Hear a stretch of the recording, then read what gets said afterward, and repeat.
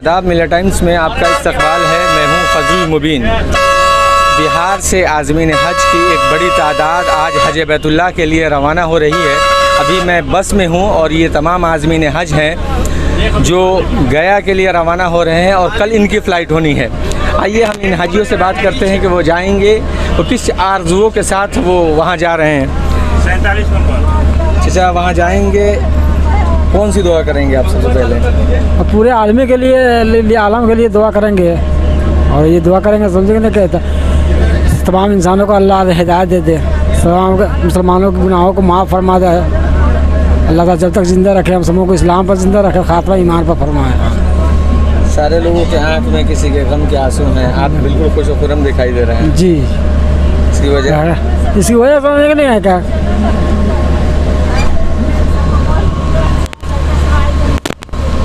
कौन सी दुआ कीजिएगा? सारे आलम के लिए दुआ करेंगे, मोमिनीन मोमिनात के लिए दुआ करेंगे। अल्लाह ताला सभी को सही सलामत रखे, आपस में मेल मोहब्बत रखे और देश के लिए भी दुआ करेंगे। बहुत रो रही हैं, लोग जाते हैं तो वहाँ खुश होते हैं, रोने की वजह? नहीं, कोनो बात नहीं है। वैसे बच्चा सबको देखकर दिल पर अच्छी आता है। बहुत खुशी हो रही होगी, अल्लाह के घर को देखने जा रहे हैं। इंशाअल्लाह आपको भी मुबारक हो, हज मुबारक। बहुत खुश नज़र आ रहा है। अल्हम्दुलिल्लाह, अल्लाह का करम, अल्लाह का शुक्र है, उन्होंने बुलाया है तो अब इससे ज़्यादा खुशी किस में हो सकता है। इस सफ़र से ज़्यादा खुशी ज़िंदगी में कभी नहीं मिली थी। अल्हम्दुलिल्लाह बहुत खुश हूँ।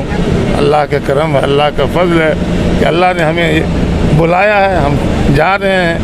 बहुत खुशकिस्मती की बात है। अल्लाह ताला हर मुसलमानों को ऐसे ही बुलाए अपने घर और अपने घर की ज़ियारत कराए। सुभान अल्लाह। कौन सी दुआ करेंगे? पूरे आलम के एतबार से दुआ करेंगे, जो पूरे आलम के एतबार से दीन का बोलबाला हो, समझे ना। और हमारे मुल्क में अमन और शांति के लिए ख़ास तौर से मैं इसके लिए करूँगा। जो हमारा मुल्क में जो अभी जो अफरा तफरी का आलम है, लोग बेचैन है, इसके लिए मखसूस ज़रूर दुआ करेंगे कि अल्लाह ताला हमारे मुल्क में अमन और अमान दे, लोग शांति से रहें, हमारे मुल्क में एक दूसरे से भाईचारे की मोहब्बत के साथ रहें।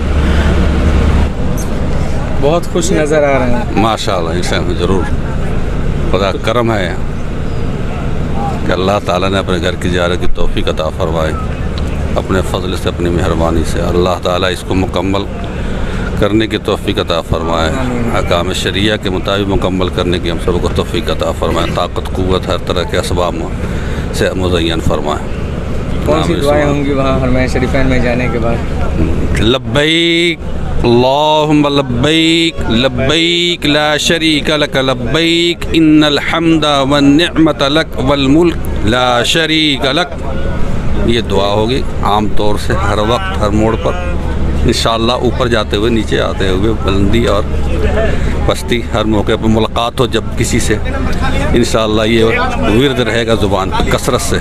ये आप देख रहे थे, ये तमाम वो लोग हैं जो गया के लिए रवाना हो रहे हैं। सबों का ये कहना है कि बहुत खुशी का मौका है कि ये सब हज बैतुल्लाह के लिए रवाना हो रहे हैं, यानी अल्लाह के घर को देखने के लिए रवाना हो रहे हैं। और सबों ने बैक ज़बान ये कहा कि मुल्क की अमन व शांति, इस्लाम की तरक्की के लिए दुआ करेंगे।